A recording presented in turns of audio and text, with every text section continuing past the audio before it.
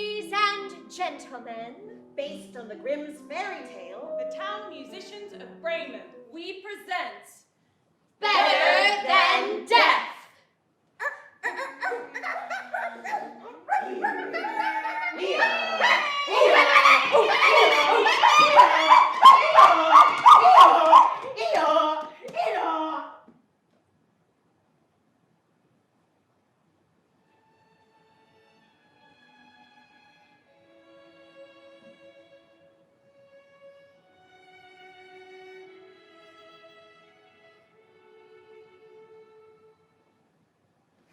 We find the prince and princess in an opulent bedchamber in the palace. Opulent? The whole thing's totally OTT. We're talking 110% fairy tale, with a capital E in the middle. Fair-E-tale. Pointy towers, battlements and flags, soldiers and servants and flunkies and attendants. The architecture and decor are stunning. They suggest overall baroque. All of them in their own different uniforms. More different grades of flunky, footman, servant and equerry than there are, well, different kinds of apple tree in the royal orchard of 1,000 different apple trees. These exquisite cherubs in the corners of the ceiling, for example, are masterpiece. Look through this window. See? A classic pointy tower. And look, there's some flunkies running along a battlement. Veritably scurrying they are. There's probably a unicorn on that far hillside if you looked hard enough. And this Italianate plasterwork is of an absolutely superior quality. I love how the flunkies scurry. They're probably carrying out some order I gave them. While these Flemish tapestries are the envy of anyone fortunate enough to see them. Sometimes I punish them for being slow. Sometimes I reward them for being quick. And actually, no idea if they were quick or slow at all. It's great being a prince. You can't see from where you are, but if you go straight down for about 6 or 7 stories, you'd end up in the dungeons. The only place you'll see tapestries anywhere remotely in the same class on the theme of courtly love is the Lady in Unicorn series, which in your time are, I believe, in the Musée de Cluny in Paris. No tapestries down in those dungeons, let me tell you.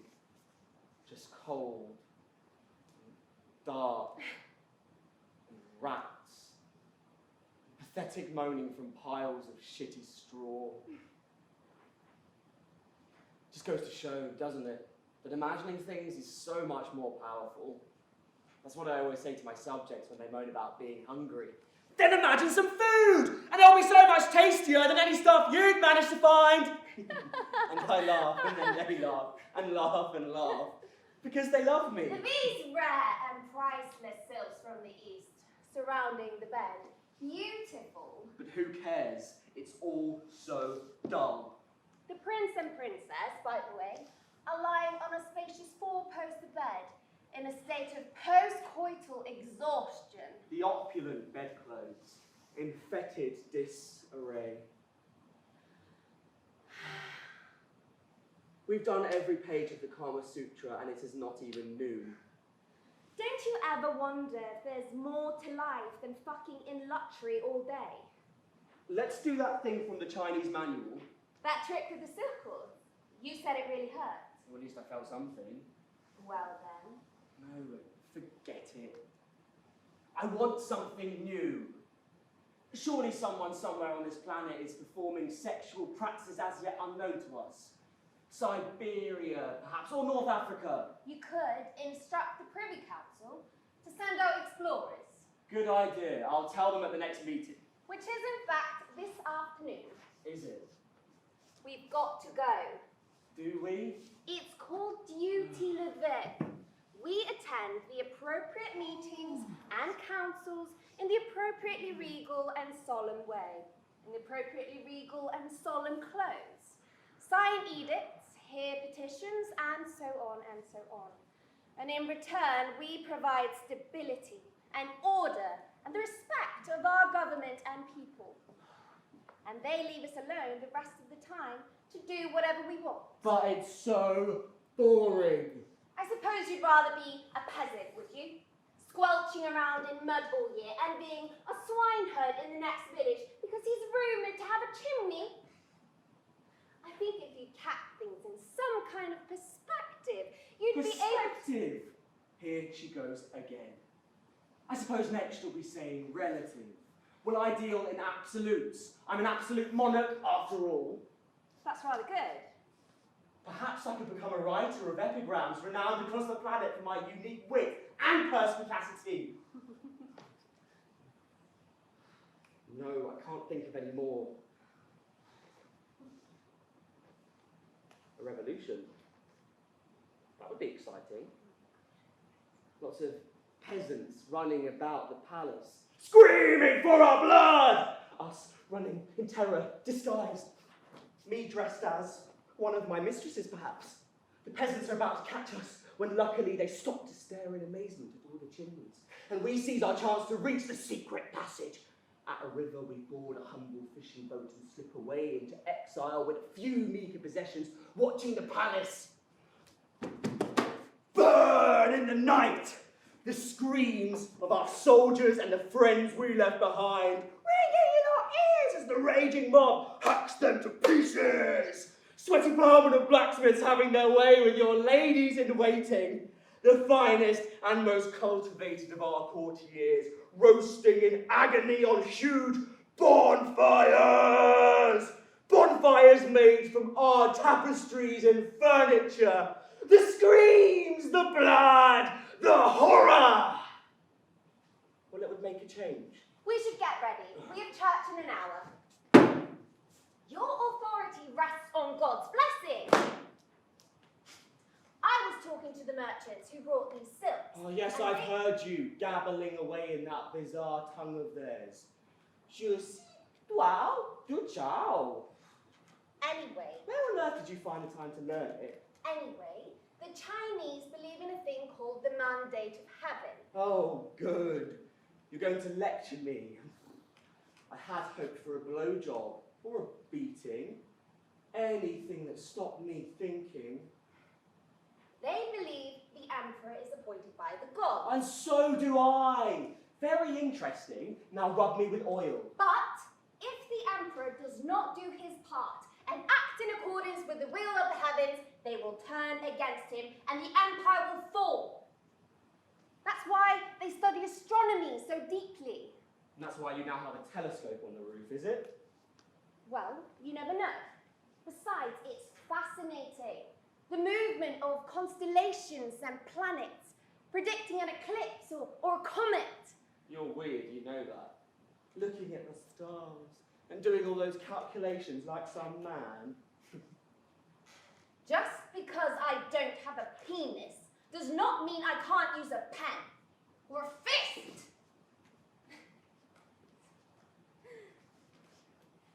If you like the idea of large-scale violence and destruction, perhaps we should visit the siege at Munster for a few days. Munster. Your armies are besieging the city of Munster to save the souls of heretics and take control of their prosperous silk industry. Silk? Oh, I love silk. A visit would boost their morale, and we would look brave and inspiring. And I'm sure if you request it, they could lay on a bit of impaling, burn down a village or two, just to see if you really like it. I could wear my new boots and winter frock coat. Yes, it will be an adventure. Something new. Yes. I'll ride a white horse. The men will cheer me and throw their hats in the air. I could give out medals and bravely hold back my tears when I meet the wounded. I give them special medals just for being wounded. I could teach the men how to cook potatoes. It's going to be a real adventure. We can announce it at the council meeting this afternoon. Yes. And let's tell Countess von Mecklenburg that when we come back from Munster, we shall have a concert to celebrate our victory. Something spectacular. Music the like of which has never been heard before. Good. Now get up. And I shall wear silk to the concert. Silk seized from the dissolute heretics of Munster to celebrate our glorious power. Get up. All right, I'm getting dressed. That really hurt. Another thing you learnt from the Chinese, I suppose. They call it gong fu. Always handy to know a little self-defence. How long have we been besieging Munster? About 6 months. My charts tell me early next week would be auspicious for a new offensive. We'll leave this evening. Tell Maria to schedule the concert for next Wednesday. That's very short notice to find a unique artistic experience of an entirely new nature. Maria will manage. Always so keen to impress and climb a rung or two up the ladder. And besides, what's the point in being a prince if you can't be capricious and impossibly demanding? Especially in the name of art. I shall order them to get the horses ready. Yes. And in the meantime, perhaps we can play a few games.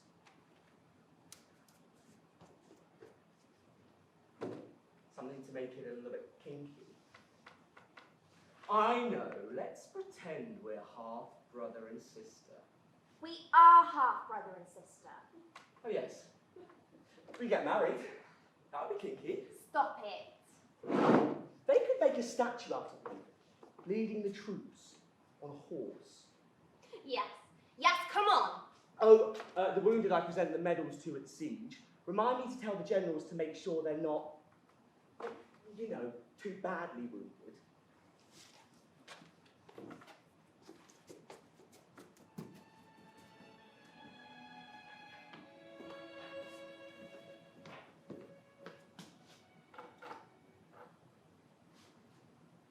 Please!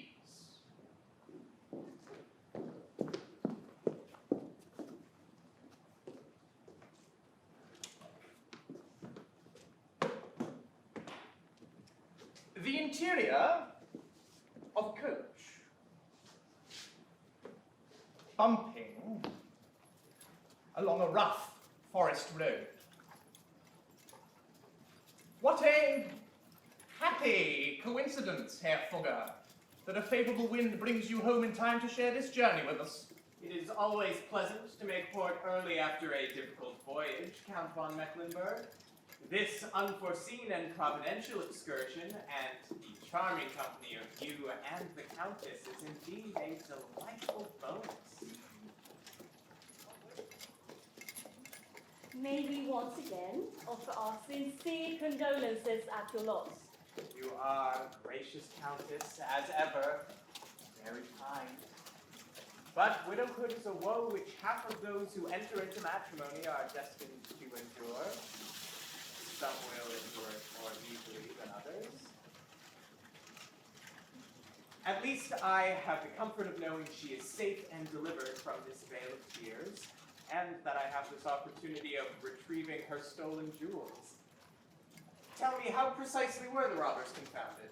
3 days ago they arrived, raving, at the city gates, confessing their crimes and begging repentance and forgiveness. Gave themselves up. The most notorious and feared band of brigands between Antwerp and Danzig, uncatchable, undetectable, unstoppable, these 3 years or more suddenly surrender themselves to justice? They were trembling in terror and fear for their immortal souls. Driven from their forest hideout, they claim, by devils and evil spirits. Which is where we are now bound. Correct. They built a very fine property, apparently, concealed deep in the forest on the shore of a handsome lake. You have no misgivings? The Misgivings? fears for your safety. We have our cavalry escort for any human threat, though I think it unlikely anyone will be in residence. But devils, evil spirits. You're not familiar with Psalm 23, Herr Fugger? Of course, Herr President. Of course. It's the one. Oh, it's the one. The one about the Valley of Death and faith in God protecting us from all evil.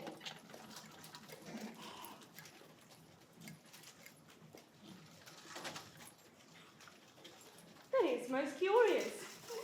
As we watch the robbers being put to death in the marketplace, writhing and screaming in their death agony, my natural compassion, of course misplaced, but an excess of compassion is perhaps an admirable vice, if there is any such thing, though I save myself, and of course I should not, but As I watched those men burning and melting and screaming in the flames, the pain my indiscriminate pity brought me was in some way eased by the knowledge not only that by their own admission the loot of all their robberies remains in their lair, but also that their finely appointed house might become the home of the finest artistic endeavors, particularly in the field of music, for the enrichment and renown of our noble fatherland. And more important than all that, of course, seeing their souls being saved by the cleansing fire. Of course.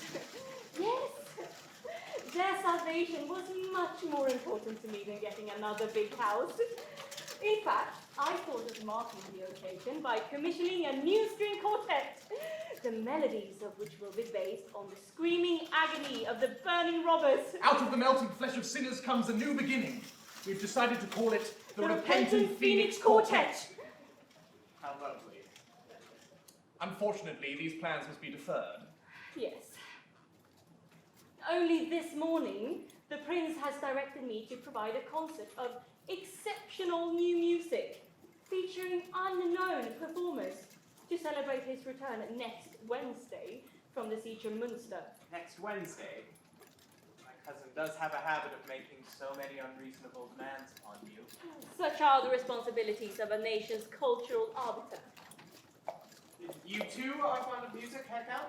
Music, Herr Fugger, while it can be abused for sinful purposes, expresses in its highest forms the grandeur of God's creation and imposes order upon the chaos which the evil one seeks to revisit upon creation. If applied in union with a strict code of laws and harsh punishments, music, while pleasurable, can be a force for social good. But less of us. Tell us more of your recent voyage to Muscovy, Herr Fugger. The voyage itself, dull and harsh and cold, but I'm not the only one in this world forced to endure proximity to cold and dullness. And ultimately a successful voyage it was as well. Favorable diplomacy with the Duke of Muscovy and the King of Sweden, and the openings of communications with the Mongol hordes who may threaten our eastern borders in the future. And your intended procurement of furs was successful? The finest, warmest, most sensual furs that I have ever seen. Arctic fox, lynx, bear, sable, ermine, beaver. I should be happy to allow you to survey the consignment before it goes on general sale. Subject, of course, to the Count's approval. At last month's assizes, Herr Fugger, while you were away, several of the sentences I passed were upon sinners disturbing their neighbours' sleep with loud and disgusting expressions of enjoyment of the pleasures of the flesh at unsociable hours. In each and every case, the perpetrators were found to be owners of the luxurious and sensual Muscovy furs. And now, in accordance with the sinful luxury laws of 1291, they spend the rest of their winters in the dungeons of the Gravenstein, where furs are not available. Just cold, and wet, and vermin, and dark. Quite. On the other hand, in my experience, Herr Graf, a good fur does keep one warm in the winter and does not automatically lead to fornication.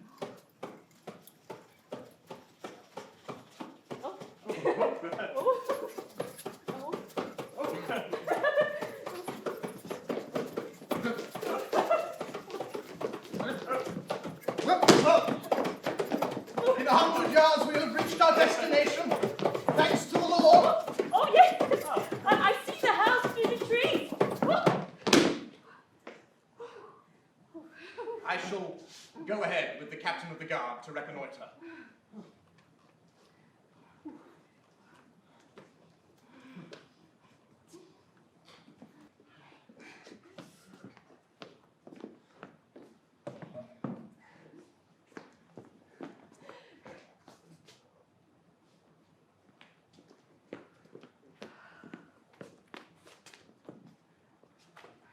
I look forward, Countess Maria, to giving you a personal tour of my cargo of furs. You are very kind. And of course, should anything take your fancy while you are there, I should be happy to give it to you. I do like a nice fur. Your Royal Highness, I am a married woman. And I am a royal prince.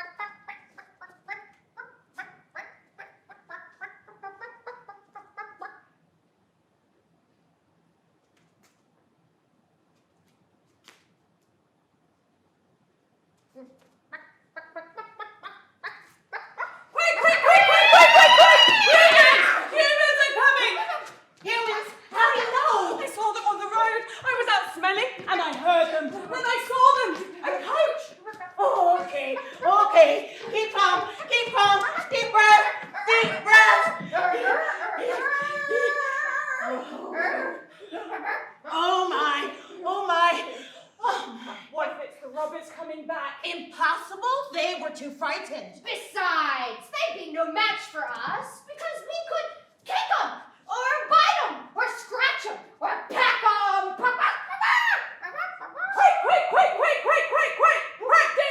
Practice! To impress the humans! For God's sake. Like this, people. Like this. Okay, everyone, just want to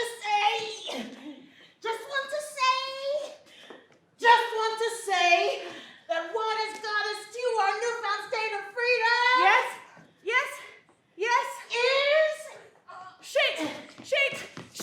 pathetic. You're doing it wrong. What has got us to our newfound At state? least I'm trying. She's not even trying. So better than you. What has got us to our newfound state of Shut it, bitch! is cooperation. Walking like the humans do will impress them and make them see that we are no ordinary animals. You need to watch me more. Keep Come a little practicing. closer so I can see. Okay.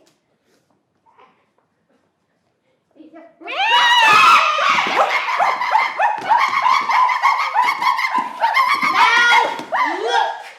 This is important.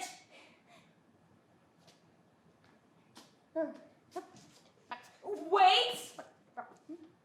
Our leader has not finished. Oh, yes, sir. We must show we can act of our own initiative.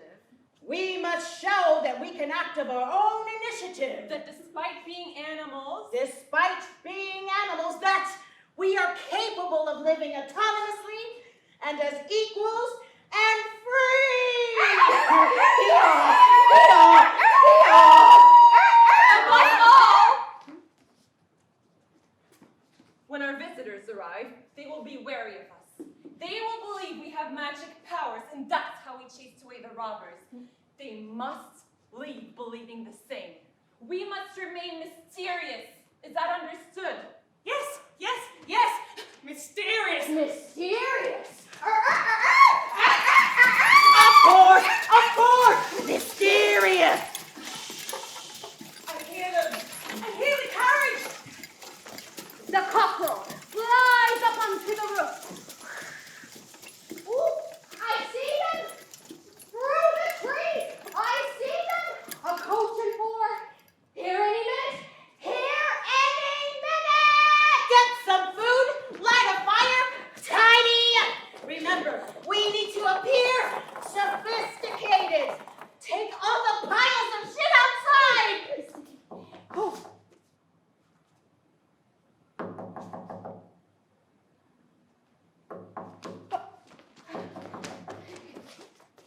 Someone going to open the door? Oh, the door! Oh, the door! The door! The door! Oh, me! Me! Me!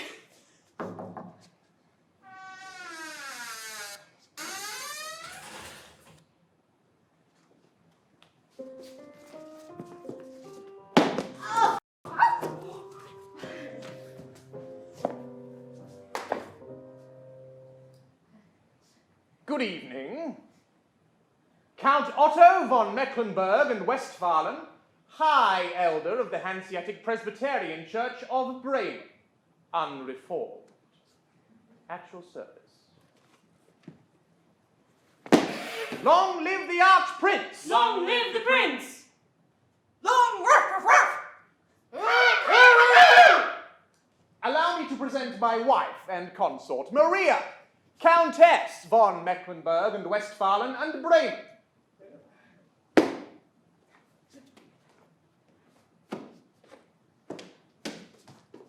Prince Herr Karl Fugger von Mimsy Borograves und Augsburg, Treasurer of the High Council of the Imperial Free City of Bremen. These are the creatures who confounded a band of merciless robbers. Ladies and gentlemen, welcome, welcome, welcome, welcome. Your master and mistress. Master nor mistress have we neither, but please come in, be welcome. Welcome! Welcome! Please, follow me. After you. No, after you. No, I beg you. No, I beg you. No, you are too kind. Please. No, you are too kind. No, you are too kind. Please? Please! Please. Please, Please. please. Meow.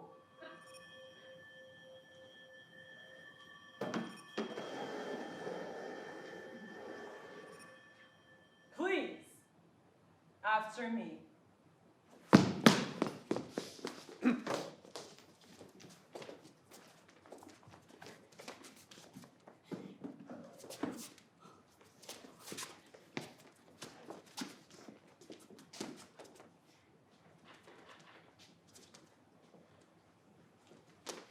You must be in need of refreshment. Oh, yes, refreshments. Refreshments. Welcome to my world. My name is Cockerel. I am a cock.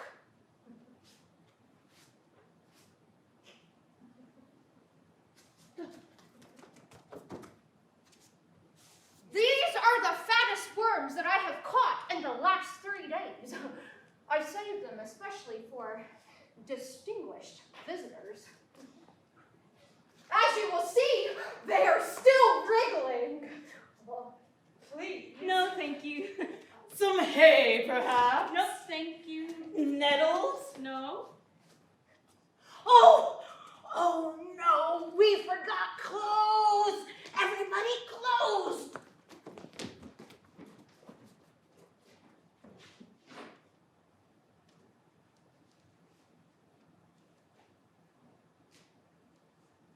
The jewels.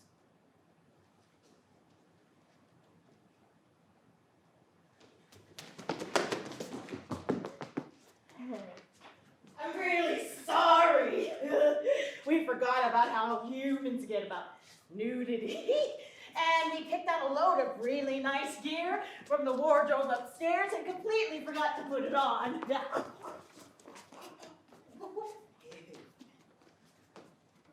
Badger bone. I found it in the garden. Do you have anything a little less bulky? You bumpkin. Mouse, freshly caught and exquisitely tortured to death by my own fair claws, only this morning. Correct me if I'm wrong, but I'd say you're a man who appreciates the expert's application of cruel pain for the art it is, provided one maintains a clear moral purpose, don't you think? This mouse, for example, was put on earth to steal grain on behalf of the evil one. I was given claws and speed to protect man's grain from the predations of the evil mouse and make him understand the errors of his ways through extreme sensation. Can I be blamed if after all that hard work maintaining order, I occasionally seek a hedonistic reward? So, what methods of pain infliction do you employ? I'm so glad you asked. I regret I am allergic to badger and mouse, for that matter. Oh, I know! I ate this earlier. Decaying mole. Very recently. Hardly digested at all. Very tasty, nice and warm. Please. Please. Please. Well, please, allow me please. to apologize on that idiot dog's behalf. He has no idea, no breeding, no sophistication, no inkling on how to behave amongst refined company, unlike some of us. Ooh, nice shiny moving thing. How was your journey? Not too exacting, I hope. Autumn always renders the road a challenging prospect. I'll tell you something about trousers. They really make shit stick to your fur unless you remember to take them down first. I always forget. Not me.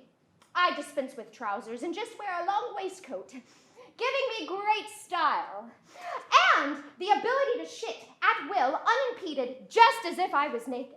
Allow me to demonstrate. I don't think that helps, does it? Look at me! Well, it is unusual to encounter a household of animals living entirely without humans. Thereby hangs a tale. With your permission, we will perform for you the story of how we escaped death. And came to be living in this house After we scared off the robbers. Or as it will come to be known, a story of a cock and his friends.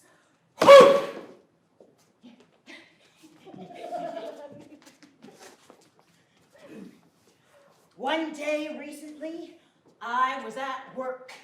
I carry sacks of corn to the mill and sacks of flour to the market. But sometimes when the weather was nice, I carry rocks from a field to build a wall or earth from a field to make a dike. Sunday was a day of rest. What would you do on Sundays? We would rest. The farmer and his wife and his children. I'd carry the children to church in the morning, and in the afternoon I'd carry them round the farm or maybe down to the river. A perfect day of rest.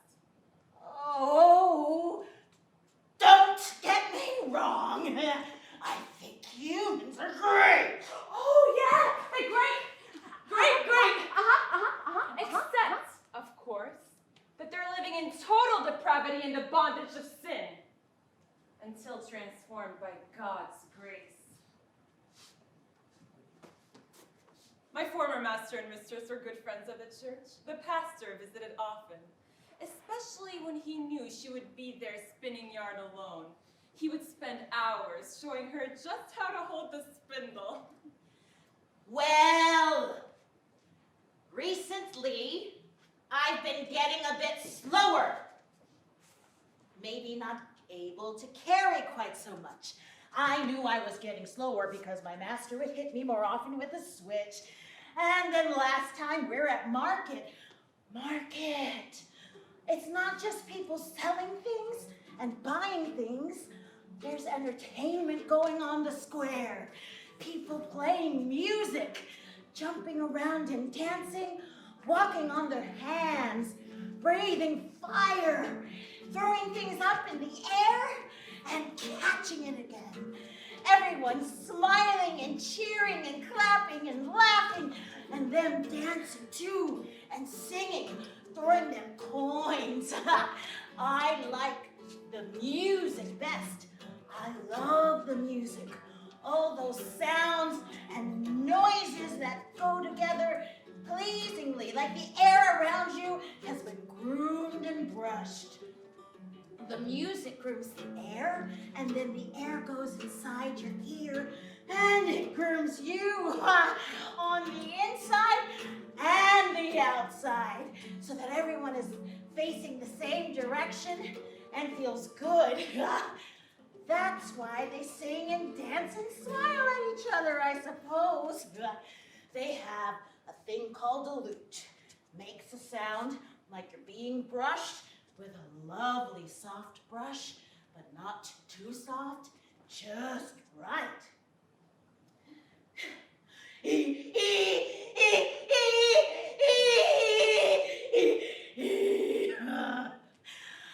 noticed the best musicians always came from Bremen. Like you do! Like you do! Shut up! I see my master talking to a friend. He owns the knacker's yard. Knives at his belt.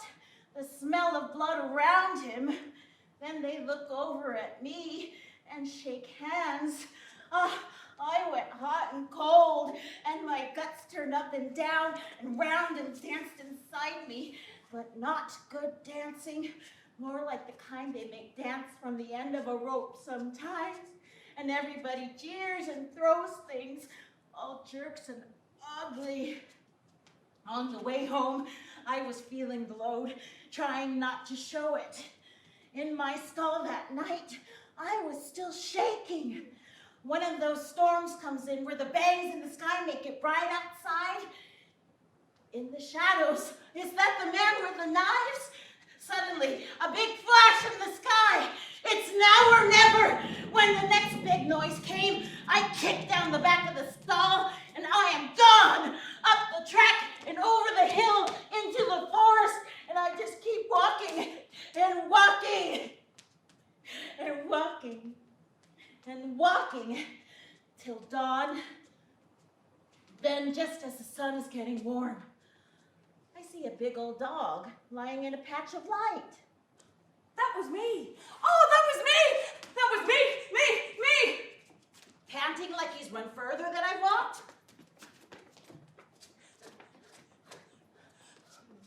I'd run a long way. A long, long way. A long, long way. I only stopped when I couldn't run anymore. I'd heard my master talking. He was planning to smash my head in because I'm getting too slow to hunt. And he hit me on the head once before for farting when the pastor came. And it hurts. Are you escaping death too? What's death? It's when all the sounds and the smells and the tastes and the touching and everything you see when you look around stop happening. What? That sounds awful. I love sounds and smells and tastes and touching and seeing. So do I. But eventually death comes and we stop existing. But if we stop existing, how do we know what happens next? We don't. In that case, what's the point of anything? I don't know. I am suddenly overwhelmed by the absurdity of existence. It's as if the shock had induced a visceral moment of trenchant clarity way beyond my actual intellectual capacity. What's the point of anything? Well, why don't you come with me? What are you going to do? I'm going to Bremen to be a musician. You could do the same. I'm going to play the lute, and you could play the kettle drum. He looked at me, dog did, like he didn't have a clue. With your tail! Great!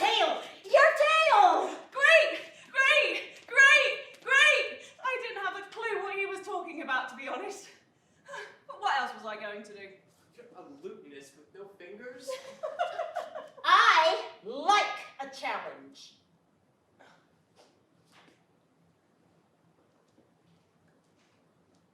Well, we were walking along together, and a little further round the bend, I'm smelling cat. And I'd had no breakfast neither, you recall. We're downwind of cat, and I'm about to get off the track before it sees me, and sneak up, when Donkey here calls out to it.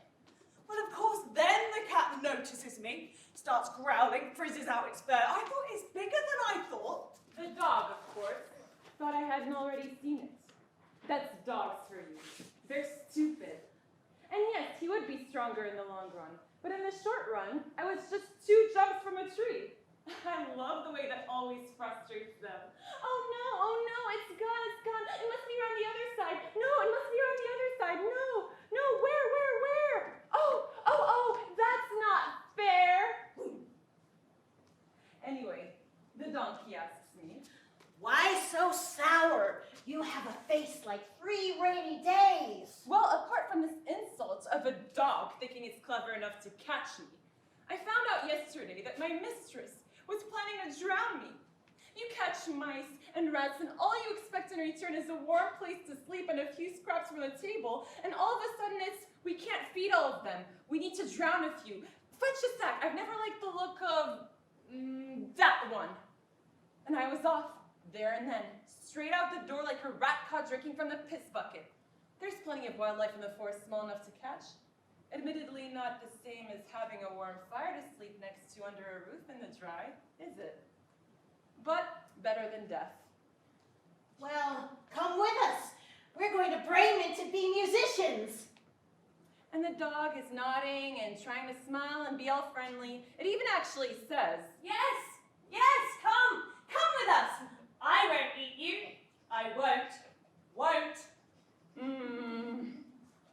You'd be good at it. You make loads of noise at night, don't you? Like when you catch something and want to bring it back to the house, or want to tell others how you feel? What, like this?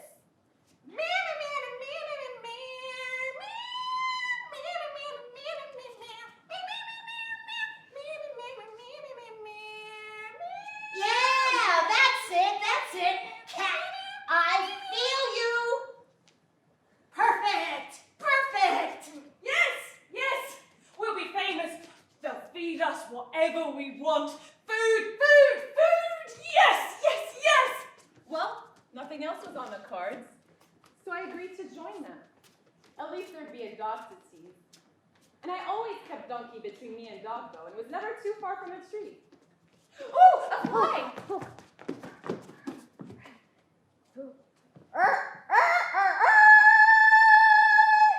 A little while further down the road, we come across a cockerel who's sitting on the gate, crowing like he was guarding the gates of hell. Dog and I slipped into the hedge for fear of humans, but Donkey is straight up to it. Hello, cock. Your crowing goes straight through me. Anything wrong? Ha! Far from it! Never has fortune's wheel so turned in my favor. Tomorrow, my owners are to have visitors, and I am to dine with the visitors, going up in the world, for I'm to be ennobled, made into a soup, and sit at table. Oh, well, that's no good. My friend, I have it on the best authority, my mistress, no less, that according to the Book of Gotha, a soup is one rank below a duke. After supper, I shall make the grand tour, turn heads, charm and dazzle, have my choice of all of the most eligible daughters of the crowned heads of Europe, fresh from the egg. Mwah! I fear you are mistaken.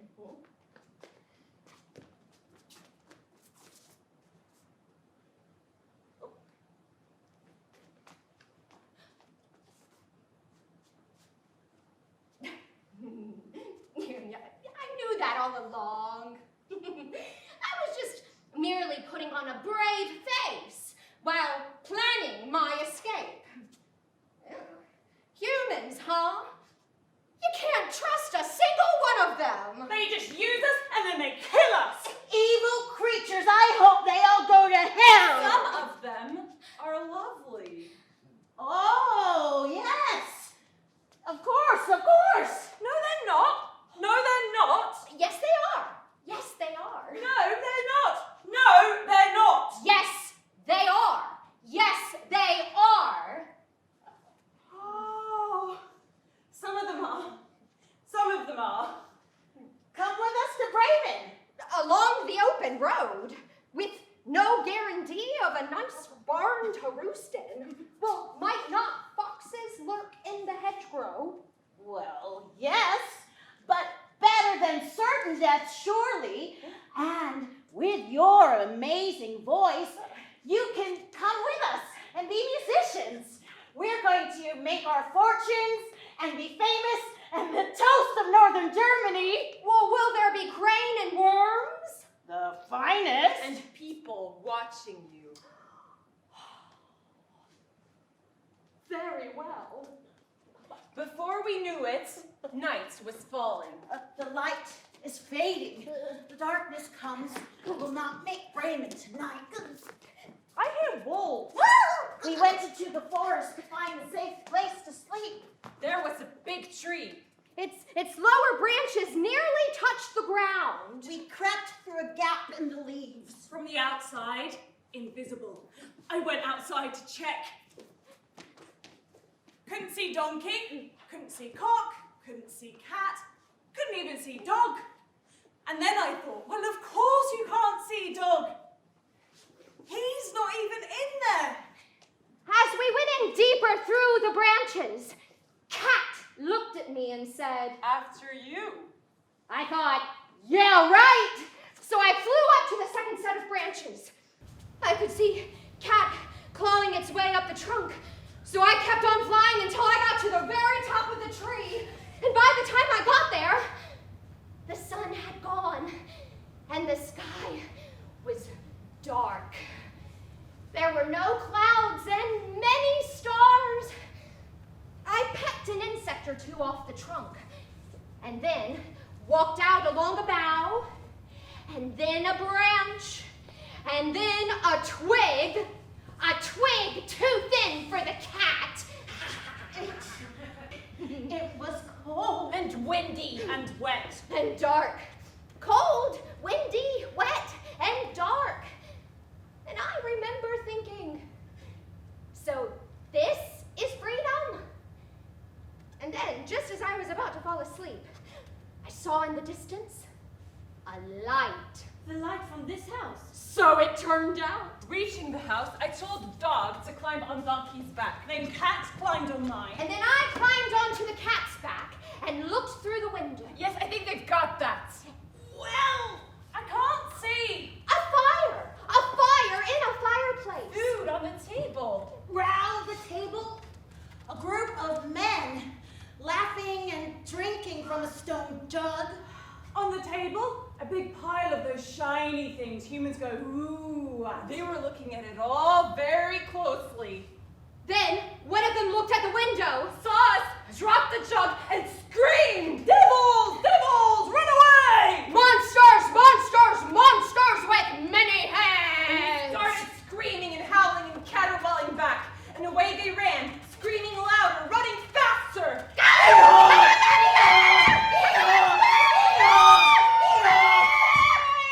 Later in the night, They came back. Pitch black it was. But I could see them. I could smell them. We scratched them and bit them and pecked them! And kicked them. And clawed them! and mauled them And slashed them! And kicked them. Crowing! Screaming. and howling And praying all the while. And they started. And wet. and they prayed And they ran. and they ran. And they ran. and this time they never came back. It was a good feeling. We have been here ever since. Well, that's all jolly good. Well done. Tell me, these shiny things you saw the robbers looking at. Over there. Lovely. Well, I'll put them all in this big bag for safekeeping. We can go through it later. We just want to live in this house and be musicians. In Bremen. Make music that people will dance to when they're happy. And give them comfort when they're sad. And make them forget their cares. Which, let's be honest, one look at me and it happens. Right? And raise praises to the Lord. And as we sing, they will all be looking at me and thinking, When is that cat going to eat that vain fowl? In Bremen, you say? Do you know how we can become musicians in Bremen? Well, funnily enough. It is a very demanding profession. Takes years. We've been rehearsing. Huh? We can show you.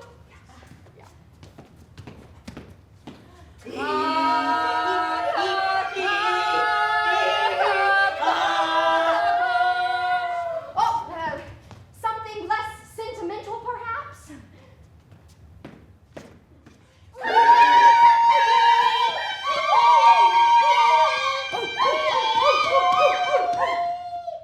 And once we get instruments, it will take everything to a whole other level. Well, Bravo! have heard nothing like this in my life. Perhaps you'd like to stroke my chin. 2 vocalists, bass drum and lute. It really is a revolutionary combination. Just the thing that Prince is looking for, don't you think? Prince? Yes. Perfect for next week's concert, don't you think? A concert next week? I don't know. You know, Maria, the one you've been told to arrange. Surely, in return for confounding the robbers and returning the stolen valuables, we merit a recital before the prince. We should love to perform before the prince and entertain the great and good of Bremen and the prince himself. We'd love it. Love it! How lucky he'd be! How lucky he'd be! Please, please, please! What do you think? Do you think the prince would find us entertaining? Yes. Yes! I'm convinced the prince would be highly entertained by this extraordinary musical style. You must inform him as soon as possible. An excellent decision, Herr Count. But not binding until a contract has been signed. We will dispatch one immediately on our return. Best to get it cut and dried before these talented beasts get another offer. Swearing on a Bible would be an appropriate alternative. Oh, look! Here's one amongst the stolen goods. Oh. Heavens, it belonged to my dear departed wife. You know, I think a concert like this, it's what she would have wanted. I swear. Good, that's settled. You wait and see. Once I get hold of a lute, I'm going to practice and practice until my hooves are raw. And we promise we shan't shit upon your fine silk sofas and rugs all the way from Persia. However bad I need a crap, my arse will be kept in inertia. We will inform you of the details in due course. And the mansion of Count Otto next Wednesday, 6 p.m. We shan't let you down, my dear. No. We can't thank you enough. I'll tell the horses you're ready.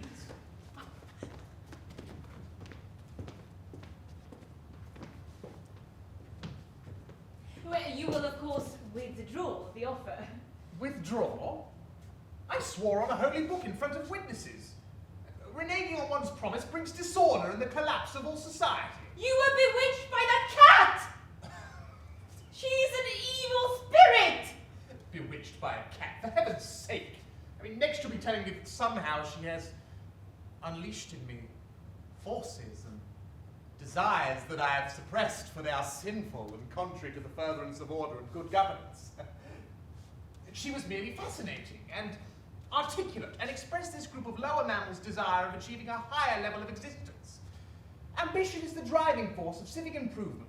How dare you suggest that I was in some way aroused and had fantasies of indulging in base pleasures of the flesh with an admittedly sinuous and erotic creature, but nonetheless merely a cat? No, I promised them the opportunity to climb the rung of God's creation as they piously and nobly wish to do, and must stand by it. We will be laughed at. Banished to the provinces!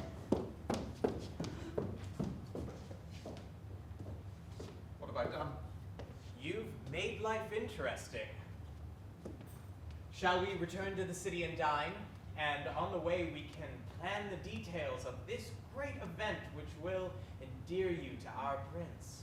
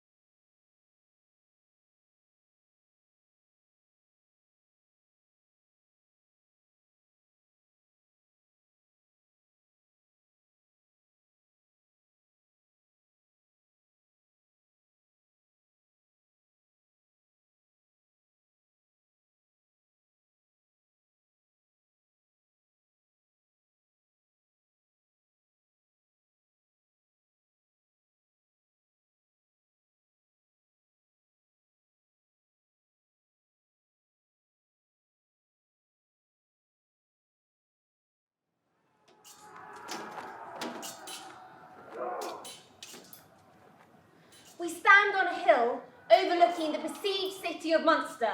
I'm looking fabulous in my new watching my army from the top of a hill uniform. Our armies are spread out below us on the plain. Medieval artillery, another gift from the Chinese, pounds the city wall. Boom! Bang! Wow. Lorelei, did you see that? 4 men got blown straight out of that tower. Bits of them all over the place. It's so cold. One of them was on fire. All the way to the ground. All this killing, it's making me horny. Can't we just go back to bed? How did he think of sex at a time like this? Look at those cannonballs hitting the city wall! Boom! Crash! Scream! Oh, it's all so primal. It's very noisy. The sheer, visceral thrill of it all. Thousands of men exposed to the elements, living in trenches and tents, experiencing hunger, boredom, imminent death. And all because they love me. We need to leave for Bremen first thing tomorrow. Remember, the victory concert is on Wednesday. Concerts are all very well, but it will take something very special to beat this for artistic experience. Oh, don't you see the explosions and the fighting and the flames? Everything chained together in a gorgeous orgy of reality stripped bare. Human experience reduced to its essence, to its basic questions and concerns. Life, death, fear! I've never realised that war is performance art, an immersive event which makes everyone involved more critically aware of the world and their place within it. Please, let's go back to the castle. Oh, listen to those screams! That sound is the wisdom of suffering, the cruel absurdity of existence, distilled to an anguished exhalation. Wouldn't you rather listen to my screams? Yes, very good. But don't you see the beauty of all these thousands of soldiers on both sides, all coming together to create this beautiful, terrible dance? I want to go home! Home? My place is here, with my men. Send my tailors. I must be fitted out with a new Commander-in-Chief's uniform for leading a victorious charge personally, without delay, and a more formal accepting the enemy's surrender uniform. Bright colours. But we... Oh, my hand. Ah, What? my hand. I'm wounded. I'm wounded. That tiny scratch? Scratch. I'm lucky to be alive. Quickly, send for my personal surgeon. Your personal surgeon is in Bremen. Is he? Then to Bremen we must return. Just as soon as I have awarded myself a wounded veteran's medal. Don't just stand there! Arrange a ceremony! And a statue!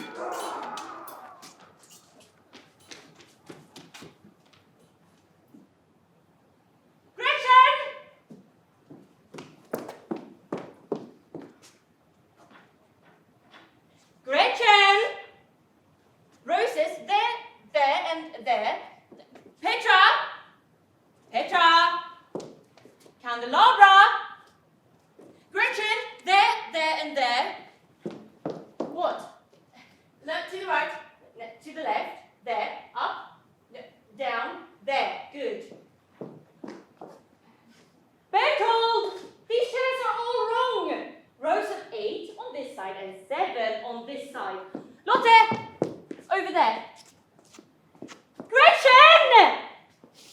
Those there, these here. Gretchen!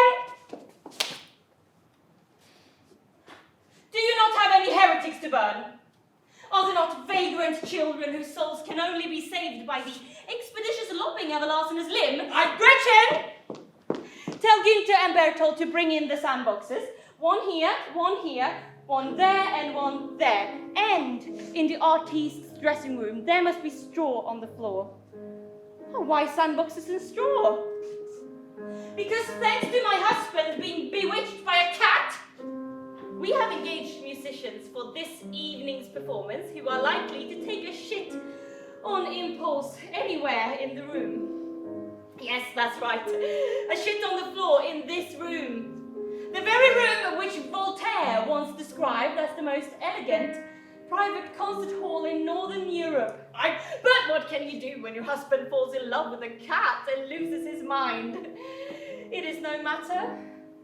The stench of animal shit will clear in a few weeks. Which reminds me, Bertold, bring lavender! But by then, it will be no concern of yours or mine, dear husband, for by then we shall be exiled, cut loose from society and living on a desolate salt marsh, remembered at court only by the inevitable deluge of satirical songs mocking us for our love of animal music and a cat.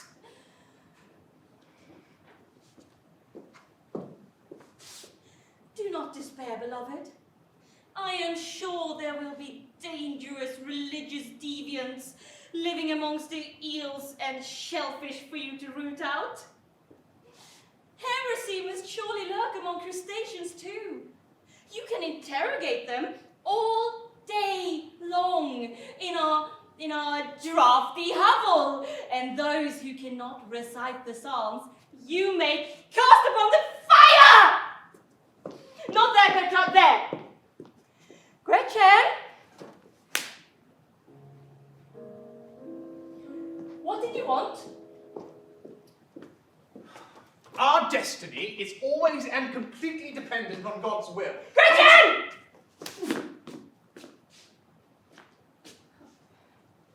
Whoops.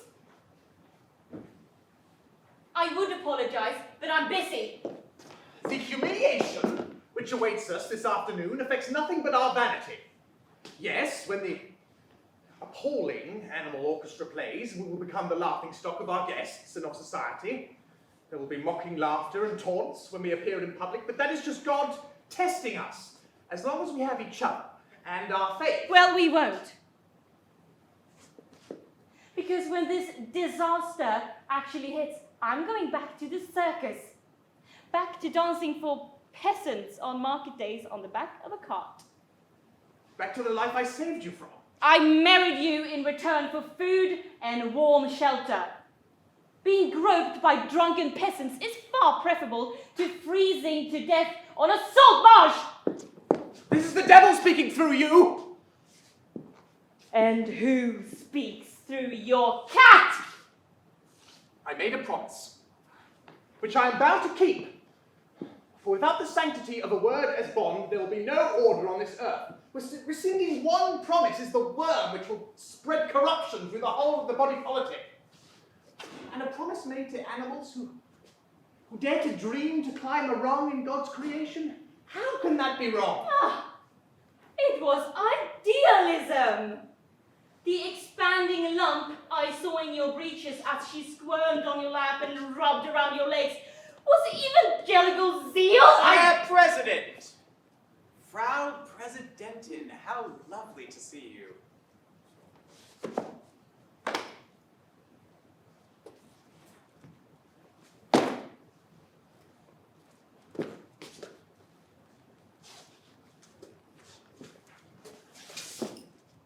This is a surprise. We understood that you were negotiating a treaty with the Mongol hordes who threaten our eastern borders. Put them on hold and rode post-haste. I wouldn't miss this for anything. Herr Prince, Countess, ready for your day of destiny? ever ready, Herr Fugger, for whatever providence and chance put in my way.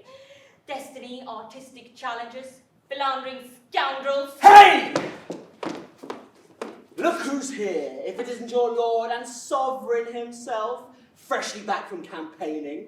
Hello, cousin. Cousin, Count, Countess. Your Your Majesties.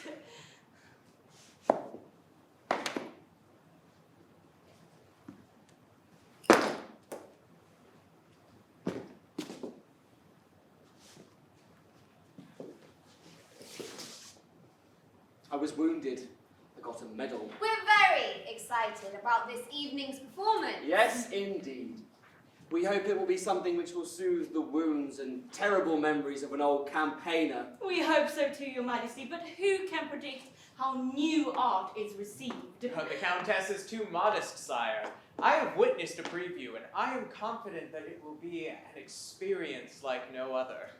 Unique experience. That's what I'm all about. All about. When you've been on the field of battle and as close to death as I have, you truly value each and every month on this earth. Getting deep beneath surface reality, you know. That's what it's all about. Tell us, Countess, how did you find this intriguing group of musicians? In fact, madam, it was your cousin who No. found them.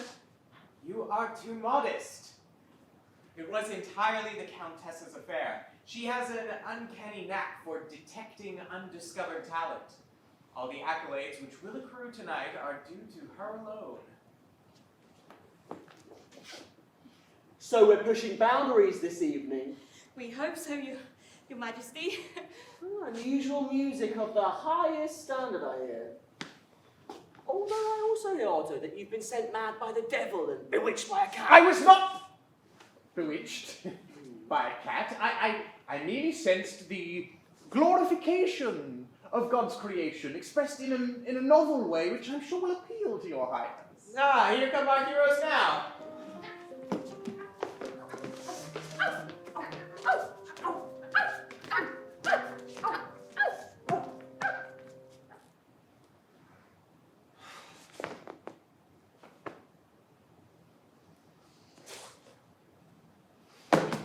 Long live the Arch-Prince! Long live the Arch-Prince! Long live the Prince! Greetings.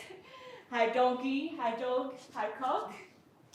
At your service. Fraulein Cat. Yes. Hello, Otto. Your Majesty, Your Royal Highness, may I present to you the most original and exciting band of musicians ever to grace the court of Bremen. Herr Donkey, Herr Dog, Herr Cockerel, and Fraulein Cat.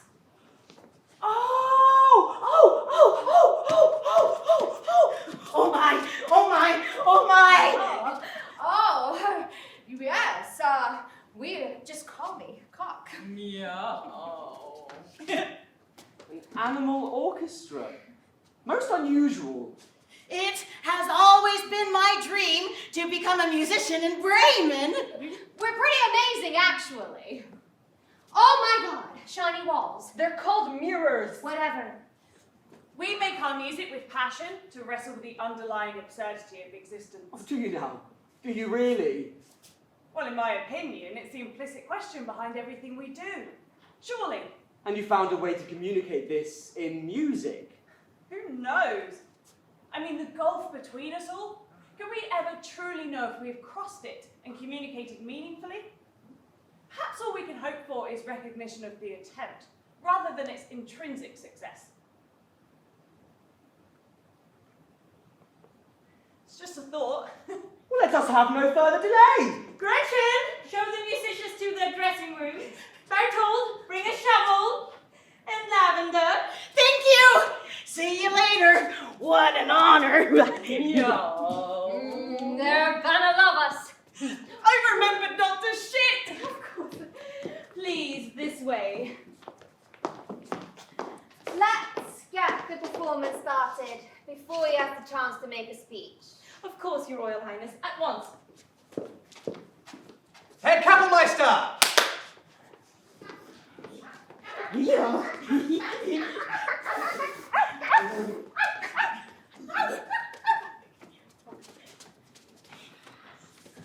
Your Royal Highnesses, my lords, ladies, and gentlemen, may we say what an honor it is. Hello. Hi. Before we start, got to confess, the lute, it's trickier than I thought. It's tricky fretting the strings when you only have hooves. It was a problem I had not anticipated, to be honest. Consequently, I shall, in fact, be playing air lute. Oh, I'm so excited. So excited. The prince, and the princess. Oh, no. I'm shit. Oh, sorry. Sorry.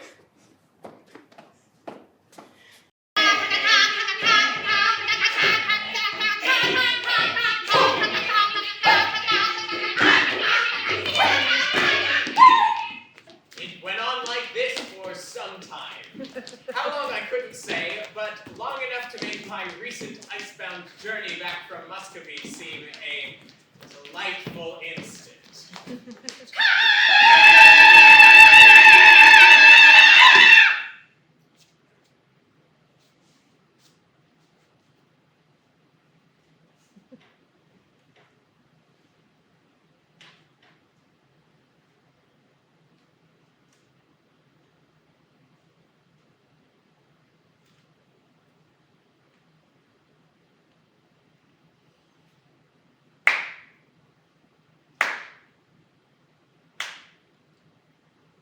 Bravo. Bravo. The animals take another tentative bow. No one else sure if the prince is being ironic or not. Eventually, the others realize he is serious and join in the standing ovation. Otto and Maria, Can hardly believe their luck. Princess and Carl utterly bewildered. the animals take the applause more confidently.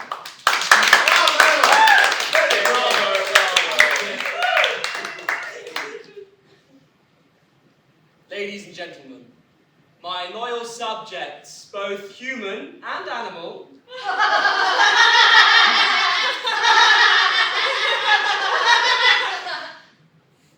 what we have just experienced, been privileged to experience, is nothing less than one of those rare moments in cultural history where a step change occurs, a paradigm shift, music from deep in the soul. And by putting it on, we show ourselves here in Bremen to be a society which embraces the future and shows the way to the rest of the world. Our destiny is revealed tonight. The spiritual leaders of mankind. I declare tomorrow a national holiday. Countess, I make you a duchess. Tailors, make me a spiritual leader of mankind uniform immediately.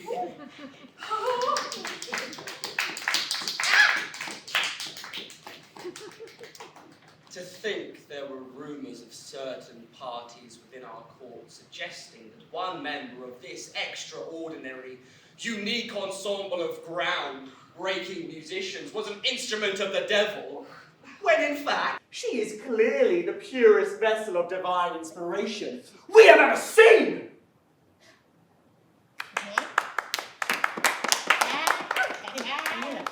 Which is why I declare, furthermore, that these animals shall be appointed for life town musicians of Bremen, with permanent rights to the robber's house, and will be entitled, with a stipend, cultural ambassadors of Bremen. Let's hear it for the woman who made it all possible, Maria von Mecklenburg! I hope you know I never doubted you.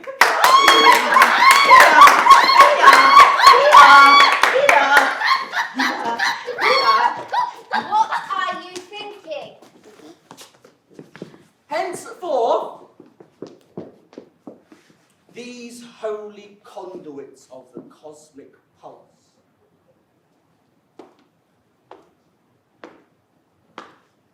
will travel Europe, amazing their audiences, spreading our message and our prestige, bringing us greatness and a place in history. They were awful. Well, luckily, the one with the ability to spot new artistic trends is the one in charge of the country. I think you need a nap. As you all know, we are threatened by the Mongol hordes on our eastern borders. I'm just back from besieging and taking, thank you, the city of Munster, and I understand warfare now in all its terrible beauty.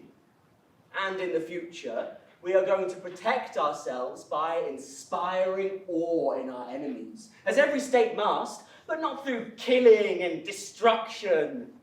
Through art.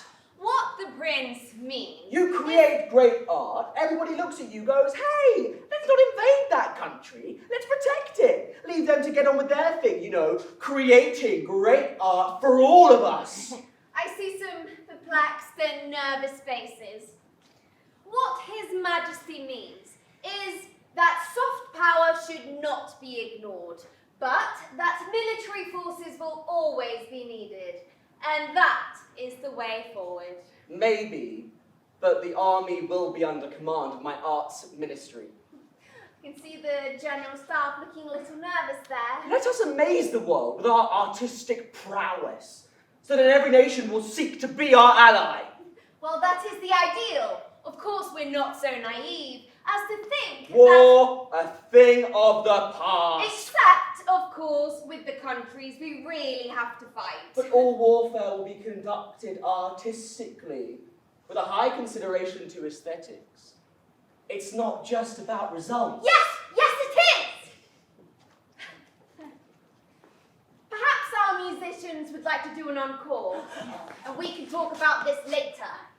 Carl did enjoy this unexpected treat of watching his cousin go mad in public. It more than made up for Maria and Otto's escape from humiliation. Ugh.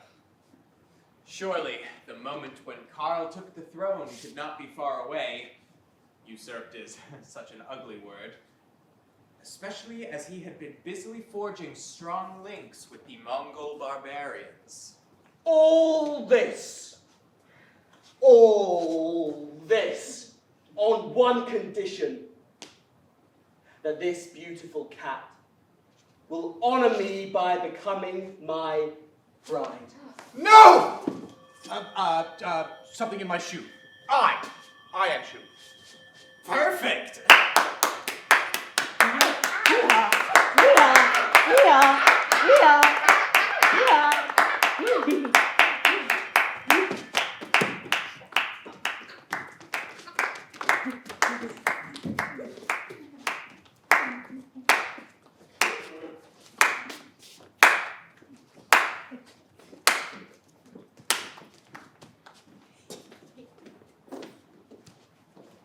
Your Majesty, Cat is struck dumb with honor.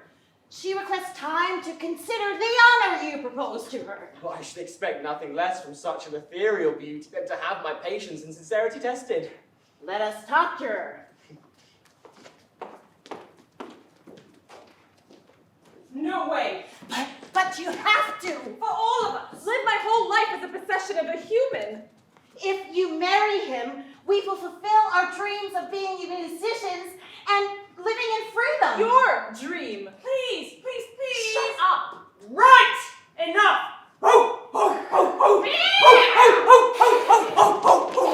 If you don't, they'll send us back to our owners. So? And then we die. So? Surely escaping our fate is the point of all of this. Together, we are strong. I never committed long term. Can I just say that if Cat won't do it, I'd be willing to step in? I'm sure it would all work out. I can't think of why he didn't ask me in the first place. Ooh, shiny walls. Yeah, thanks. What's so wrong about living in luxury with lots of food and people to bring it to you and lots of rooms to run around and play in? And with lots of fine silk tapestries to claw, and fine velvet curtains to climb, and lots of warm fires in the winter. Really? Yes. And a servant whose only job is to open doors to let me out and in and out and in and out and in again as often as I like? Of course. Okay then. You'll do it? Yes. Maybe. I just don't like the idea of commitment. Or maybe I do. I'm a cat. Mood swings is what we do. Well! Has my little furry ball of delight made her decision? Bags. I want bags. Bags in every room. For me to hide in. Of course. And mice kept purely for my amusement.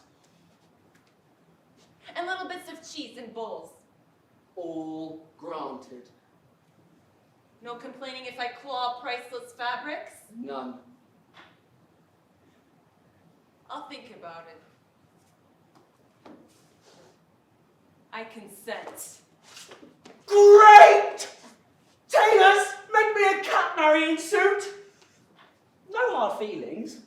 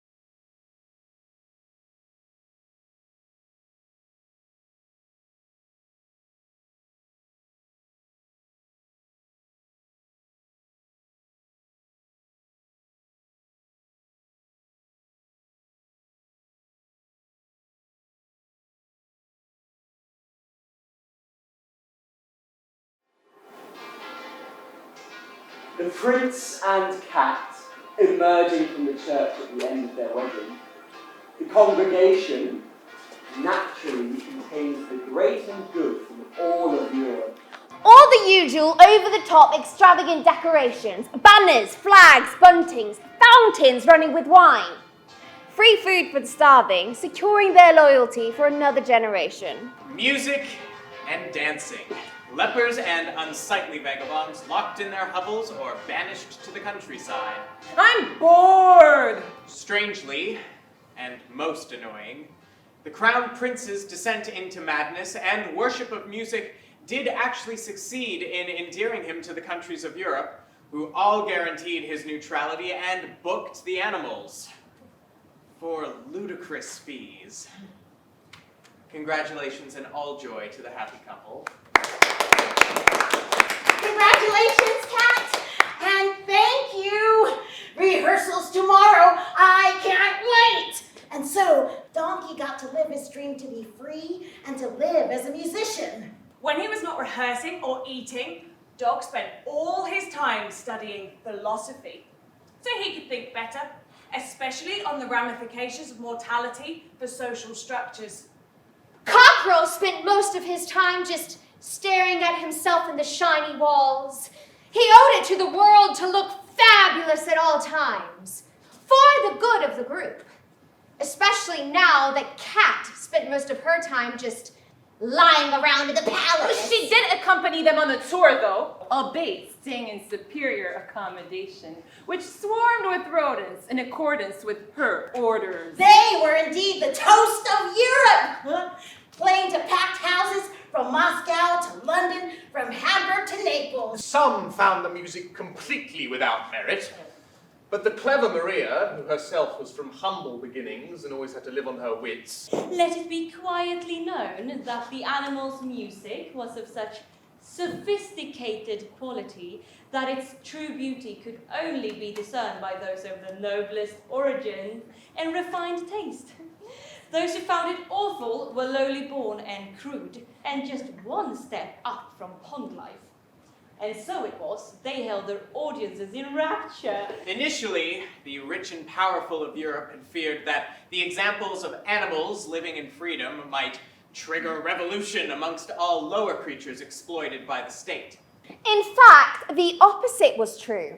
The millions of enslaved creatures were aware of the animal musicians. but instead of becoming a figurehead for wholesale rebellion, they merely created dreams in the animals of individual fame and fortune. Any movement for collective liberation was extinguished, and the status quo was safer than ever.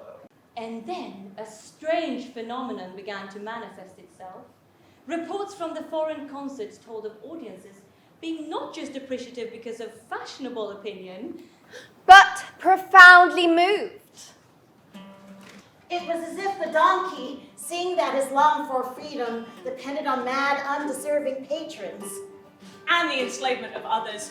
found in this cruel contradiction a true and powerful voice. Which inspired the other musicians. And all of it resonated with the contradictions in their listeners' own souls, proving the prince right all along. In the same way a stopped clock is right twice a day. Maybe their incredible success was all down to the cock being such an amazing frontman. Probably more than.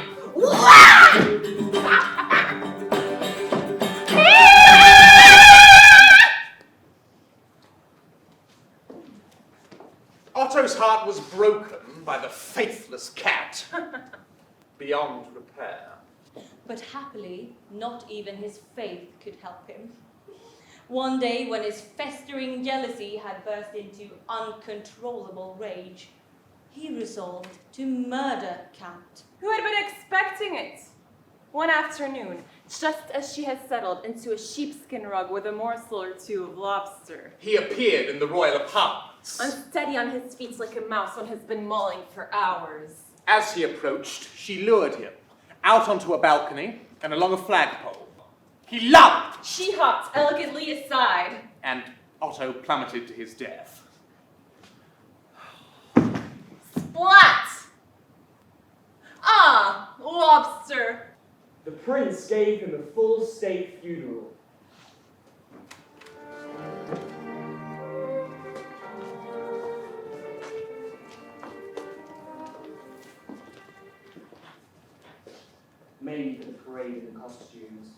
Karl was happy, for finally Maria was his. Maria felt it prudent temporarily to take advantage of his desires.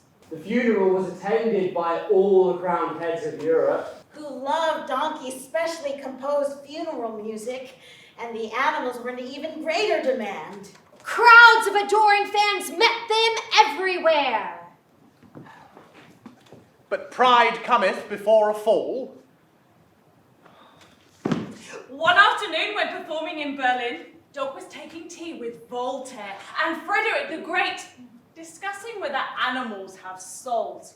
When, all of a sudden, he caught the distant scent of a bitch in heat, jumped out of the window, and was never seen again. Cockerel got too cocky. One cold night after a concert in the Carpathian Mountains where the crops had failed, he went into an inn near the theater to greet his adoring fans. And they ate him.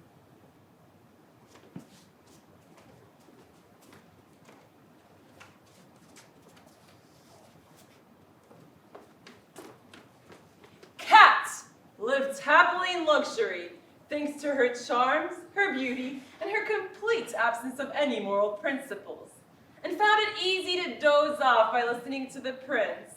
Planning conquest over barbarians who dared to claim the iambic pentameter was superior to the Alexandrine, or were unable to see the consciousness-changing implications of perspective for Western art. The princess still tried to make him acknowledge reality, but to no avail. Showing him the planetary omens was a hopeless task. Karl, entrusted more and more with the day-to-day runnings of the state, struck a final deal with the Mongols, whose only interest in art was how well it burned. One night, they took the city's meager garrison completely by surprise, overrunning the outer perimeter just before curtain up of Donkey's first opera. While assisting his poets' brigade in chanting their vicious satirical verses at the invaders, the prince was captured, and despite being splendidly clad in his new repelling the Mongol hordes uniform, was impaled high on a stake in a city square, backlit by moonlight and flames. To his relief, he managed to summon the palace sculptor to make preliminary sketches of a new monumental statue of the event. Taking strength from the excitement of it all, he signed autographs for grieving subjects until the moment he expired, cackling uncontrollably. And our life is just one big cruel joke.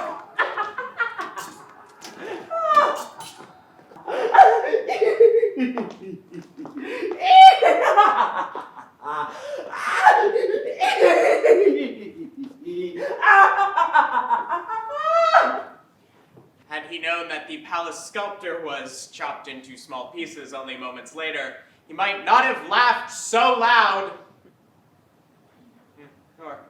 Or perhaps louder. Kat was tired of all this bullshit and slipped quietly away from all the mayhem in search of someone new to charm. The princess calmly donned her finest robes, and at dawn met the invaders at the citadel gates, then warned them that if they did not do her bidding, she would make the sun disappear. They laughed, but were struck silent when the first warrior who tried to cut her down, she disarmed effortlessly and threw to the ground.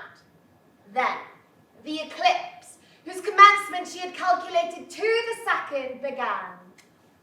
Awestruck, the entire army knelt before her. The Mongols then broke their agreement with Karl and put the princess on the throne, keeping him as merely chief banker. A cry went up when the Mongol soldiers had come upon Donkey in the palace music rooms, for they sensed in him a hearty meal, or possibly two. Donkey sensed this and sang of his sorrow, smelling again the blood of the knacker's blades. Somehow this lament set free all the pity the soldiers had gagged and locked away deep in their hearts on the steps long ago, on the day they dispatched their first defenseless, vanquished foe. They sheathed their knives and sat and listened to donkey songs and wept and fetched him clean straw. Next day word spread and hundreds came to hear him sing again. One day, Maria sensed something in the wind which Carl did not. Namely, that the princess was quite capable of making the failing state prosperous on her own, without his banking skills. And so, with a judicious luggage of valuables, Maria too, like the cat, slipped away into the night. A few hours later, they came and dragged Carl from his bed to leave him naked and unarmed in the forest, where he was torn apart by wolves. The whole pack, relative of the cargo of furs which he brought back from Muscovy at the top of his tail. This neat circularity brought him no solace. The princess, meanwhile, selected the most ruthless and handsome of the barbarians as her consort, establishing a bloodline of unfeeling, acquisitive plunderers, whose descendants still walk the boardrooms of London Square Mile and Wall Street. Maria bought a beautiful chateau by a beautiful river in a beautiful country far to the west, where she held concerts surrounded and tended to by a variety of beautiful servants and fur coats. Kat found her way to the quayside, where every morning she would feast on the scraps dropped when the fishing boats unloaded. She charmed and delighted the little girl who lived at the nearby inn, and spent her evenings dozing by a warm fire, while the drinkers threw her bits of beef and ham. Eventually, Donkey decided to move on. The soldiers were sad, as was the princess, but she understood. He was broken-hearted at the loss of his friends, and standing still only allowed the memories to find him more easily. And so Donkey travelled far and wide, singing at markets, festivals, and on holy days, wherever anyone would listen. He tried to remind himself that what he had was still better than death, but it was not easy.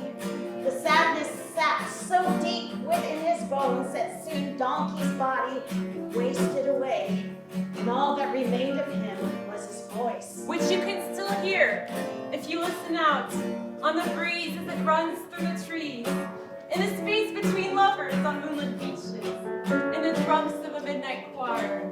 At weddings, and at wakes, and in lullabies. Wherever there is creatures falling in love, or lonely, or scared, or sad, and don't know how to say it. The ghost of hope, giving comfort in spite of all to any creature with a heart that beats.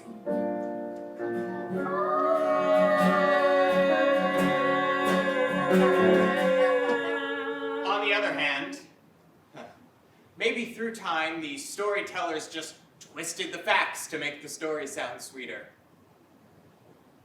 Who can ever really know?